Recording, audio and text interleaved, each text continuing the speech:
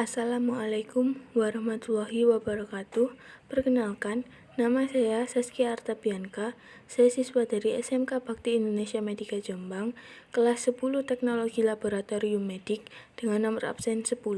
Di sini, saya akan menjelaskan tentang makalah mata pelajaran Pendidikan Agama Islam dan Budi Pekerti dengan judul Kenapa Air Seni Dinajiskan. Beberapa orang akan bertanya-tanya, apa saja sih jenis najis? Mengapa air seni dinajiskan? Apa akibat dari minum air seni? Terus, apa pengertian dan kandungan dari air seni? Di sini, saya akan menjelaskan tentang sebab dan akibat mengapa air seni dinajiskan, apa saja jenis-jenis dari najis, dan bagaimana kandungan dari air seni. Najis secara bahasa merupakan sesuatu yang dianggap kotor meskipun suci dan menjadikan ibadah tidak sah. Mengingat najis membatalkan ibadah, maka wajib disucikan terlebih dahulu sebelum menjalankannya. Sebagaimana firman Allah yang berbunyi, A'udzubillahi minasyaitonirrajim, Bismillahirrahmanirrahim, Fatahhir siyabaka, yang artinya, dan sucikanlah pakaianmu. Quran Surat Al-Muddatsir ayat 4. Dalam Surat Al-Muddatsir ayat 4, Nabi Muhammad diimbau untuk mensucikan pakaiannya dari najis dan menghindarkan pakaiannya agar tidak terkena najis.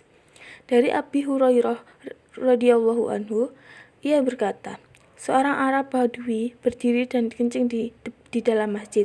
Orang-orang bangkit dan ingin menghajarnya, tetapi Rasulullah berkata, Tuba'atsu mu'asyirina walam muyashirina bu'istum fa innama ma min audanu bang ma'ing sijalang min baulihi ala wa ariku da'uh, yang artinya, biarkanlah ia sirami kencingnya dengan satu ember dan satu timba air.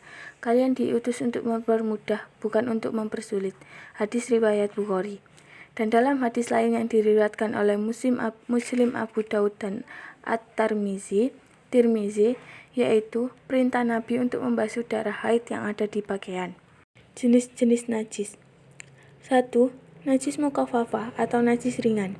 Najis mukhafafah adalah air kencing bayi laki-laki yang belum berumur 2 tahun dan belum makan dan minum kecuali air susu ibu.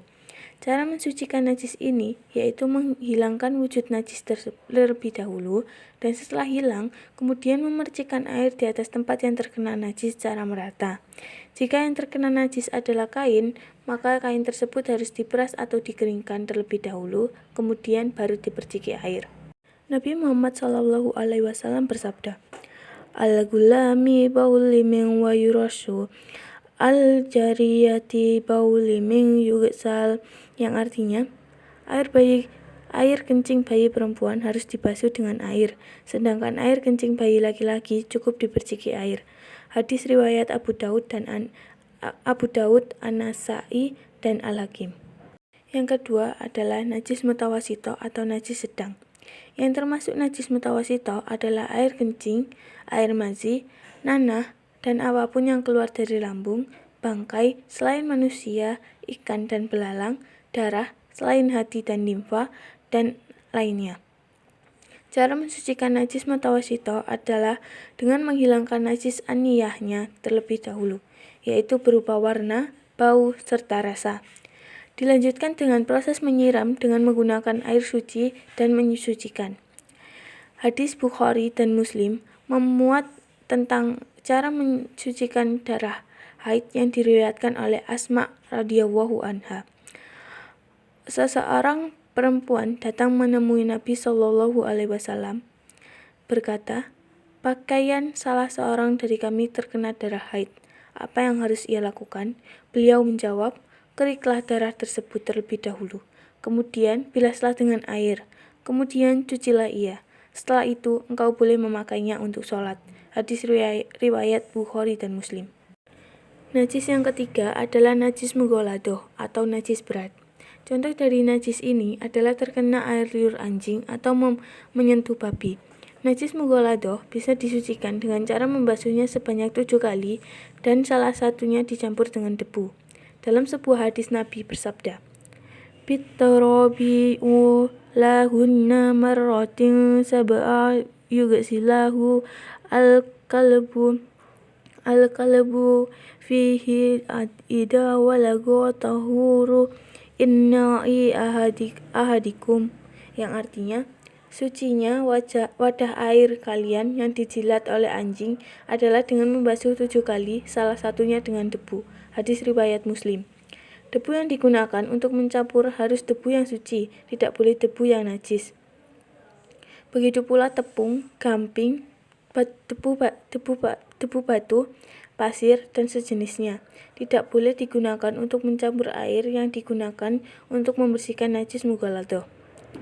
Yang keempat adalah najis yang dimaafkan atau ma'fu. Selain ketiga macam najis tersebut, najis pun ada yang bisa dimaafkan. Artinya, najis tersebut tidak perlu disucikan atau dibasuh menggunakan air. Contoh dari najis ini adalah bangkai hewan yang tidak mengeluarkan darah atau nanah sedikit pun. Mengapa air seni najis?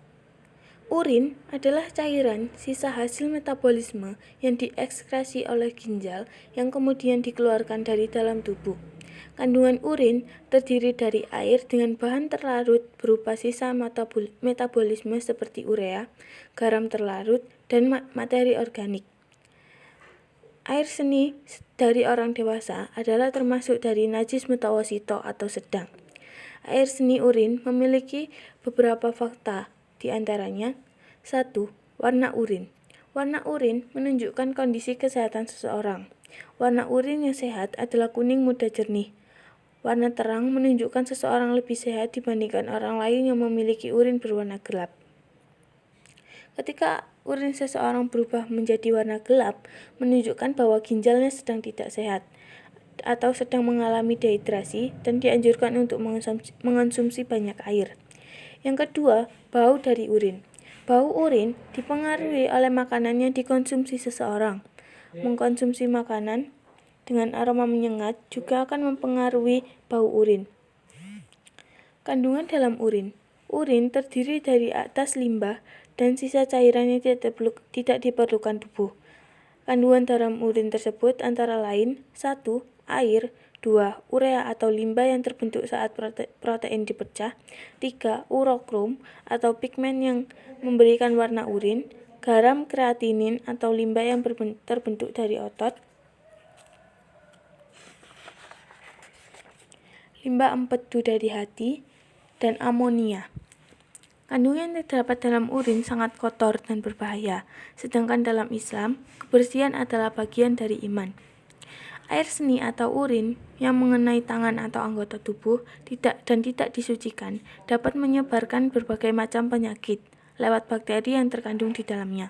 Namun, walaupun berbahaya, ada beberapa orang yang meyakini bahwa urin dapat dijadikan sebagai pengobatan atau terapi. Kebiasaan tersebut dikenal sebagai uropagia atau uroterapi, yang mana penggunaan obat urin masih dipraktikkan di beberapa negara di dunia. Laporan yang berasal dari Roma kuno, Yunani, dan Mesir menunjukkan bahwa terapi urin telah digunakan untuk mengobati berbagai penyakit seperti jerawat hingga kanker.